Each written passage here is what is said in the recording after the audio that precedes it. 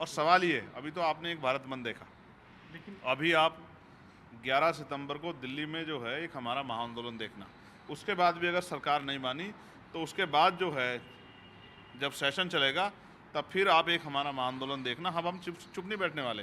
अब हमारी मांग सिर्फ ये नहीं है कि 15% में बंटवारा करो या 15% दो। हमारी मांग ये है कि सबसे पहले कास्ट सेंसस कराओ, जातिगत जनगणना कराओ, फिर जातिगत जनगणना के आधार पर जिसकी इतनी संख्या भारी उसकी इतनी हिस्सेदारी इस फॉर्मूलों को लागू करो। जिनका बैकलॉग जो है लाखों की संख्या में अब तक नहीं भरा है, सुप्रीम कोर्ट को कभी नहीं दिखा, वो बैकलॉग भरो और निजी क्षेत्रों में SC ST OBC को संख्या के आधार पर आरक्षण दो। लेकिन सुप्रीम कोर्ट के ऑब्जर्वेशन के बाद भी सरकार करेगी क्रीमी लेयर और फैसला जो है लागू नहीं करेगी। तो ये सरकार क्यों नहीं कर रही है ऐसा? जब सुप्रीम कोर्ट का ऑर्डर सरकार क्यों नहीं करेगी? क्योंकि सरकार भी चीज़ों को समझती है। सरकार के पास आंकड़े हैं, सुप्रीम कोर्ट के पास कहाँ आंकड़े हैं? सुप्रीम कोर्ट ने किन आंकड़ों के आधार पर किया? क्या मन में बैठ के मन में कोई कुंठा रख के कोई जो है डिसीजन दिया जाएगा क्या? और फिर मैं आपसे कह रहा हूँ, चाहे सुप्रीम कोर्ट हो, चाहे प्राइम मिनिस्टर हो, कोई भी अगर कुछ भी फैसला आएगा किसी के विरोध में भी, तो वो सवाल जरूर पूछे। हम सवाल पूछ रहे हैं सर। मैं तो तब तक जब तक प्राइम मिनिस्टर आकर अपनी स्थिति स्पष्ट नहीं करेंगे तब तक मैं इस बात को मानने वाला नहीं हूँ, और वो भी मुंह से बोलने से नहीं, अध्यादेश ला के जब तक वो अपनी स्थिति स्पष्ट नहीं करेंगे। मैंने फिर आपसे कहा 11 सितंबर को हमारा एक महा प्रोटेस्ट है, और फिर अब आप बताओ ना, अगर स्थितियाँ बदल गई हैं, क्या देश से जातिवाद खत्म हो गया है? तो बताओ कितने मंदिरों में पुजारी शेड्यूल कास्ट के लोग लगाए गए? बताओ मुझे आप, क्यों नहीं लगा रहे हो अगर सब कुछ बदल गया है?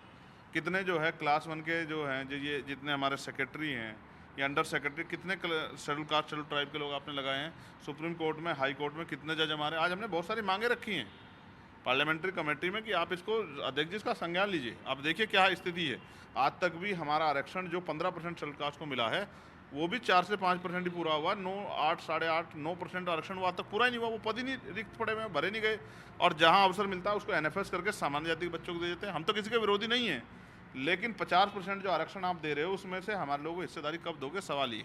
एक और सवाल उठता है कि एक IAS अगर मान लीजिए उसको आरक्षण का लाभ मिलता है, तो क्या उसके बेटे को भी आरक्षण का लाभ मिलना चाहिए, या IAS है दूसरे से इस तरह पद को? मैं फिर ये कह रहा हूँ, एक IPS जो राजस्थान थे, उनकी शादी हुई, अब तो IAS हो गए हैं। उन्होंने IPS होते हुए पुलिस से परमिशन ली और पुलिस को इत्तला की कि भाई आइए, मैं अपनी बारात निकालना चाहता हूँ। यानी कि IPS बन के भी आपका जो कास्ट स्टेटस है वो नहीं बदलता है।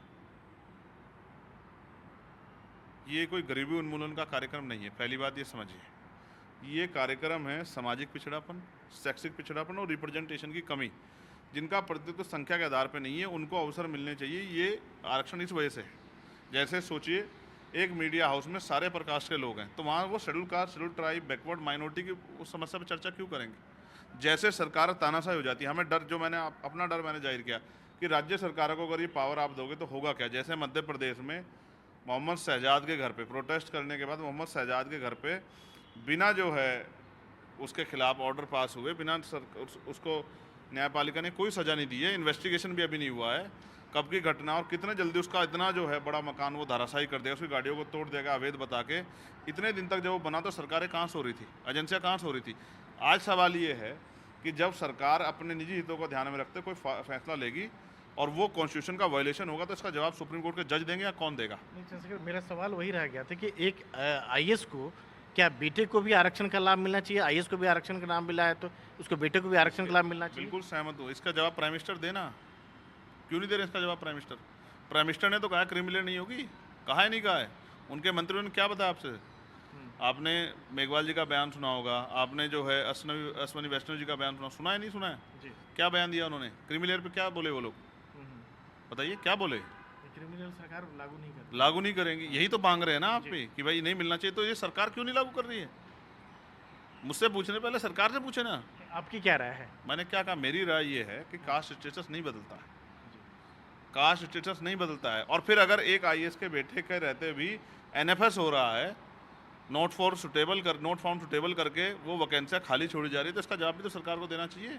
मुझे IAS से प्रेम नहीं है, मैंने जो मांग की है वो आपके सामने रख रहा हूँ कि प्राइम मिनिस्टर से लेकर राष्ट्रपति से लेकर क्लास 1 से लेकर क्लास 4 तक अभिनेता तमाम अधिक नेताओं के उनके बच्चे, अधिकारियों के बच्चों को सरकारी स्कूल में पढ़ाना चाहिए।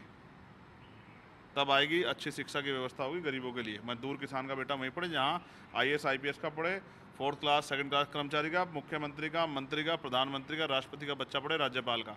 ऐसे ही सरकारी अस्पतालों में ही सबका इलाज हो, जहाँ चाहे राष्ट्रपति से लेके प्रधानमंत्री हो, कोई सेंट्रल के कोई मिनिस्टर हो, स्टेट के मिनिस्टर्स हो, स्टेट के मुख्यमंत्री हो, राज्यपाल हो, क्लास 1 अधिकारी हो, सेक्रेटरी हो, कोई ब्यूरोक्रेसी का कोई आदमी हो, क्लास 4 का कर्मचारी जो सरकारी सुविधा, सुरक्षा और किसी तरह का लाभ ले रहा है, उनके बच्चों का उनका इलाज सरकारी अस्पताल में होना चाहिए। मैं तो चाह रहा हूँ कि हो, लेकिन कर कौन रहा है? सारे स्कूल तो मंत्रियों के हैं, सारे हॉस्पिटल तो मंत्रियों के हैं। ये कहाँ कुछ करने दे रहे हैं? ये नहीं करने देंगे।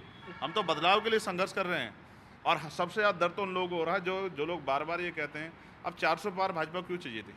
वो बार बार ये कहते हैं हम संविधान बदल देंगे, हम संविधान बदल देंगे, कभी कहते हैं हम आरक्षण खत्म कर देंगे। आओ खत्म करो आरक्षण। आरक्षण को छूने का प्रयास करेगा तो ये देश में जो भूचाल आएगा उसका सामना नहीं कर पाएंगे भारतीय जनता पार्टी के लोग, संघ के लोग। इस बात को मेरी अच्छी तरह से याद रखें। अगर चोर दरवाजे से आरक्षण खत्म करने का प्रयास किया या कोई षड्यंत्र किया वंचित वर्गों में बंटवारा करने का, तो इस षड्यंत्र का खामियाजा जो है भुगतने के लिए सरकार तैयार है। मेरा सरकार को चैलेंज है। अगर दिन में तारे ना दिखा दिए तो मेरा नाम चंद्रशेखर आज़ाद नहीं। सरकार इस बात को याद रखे।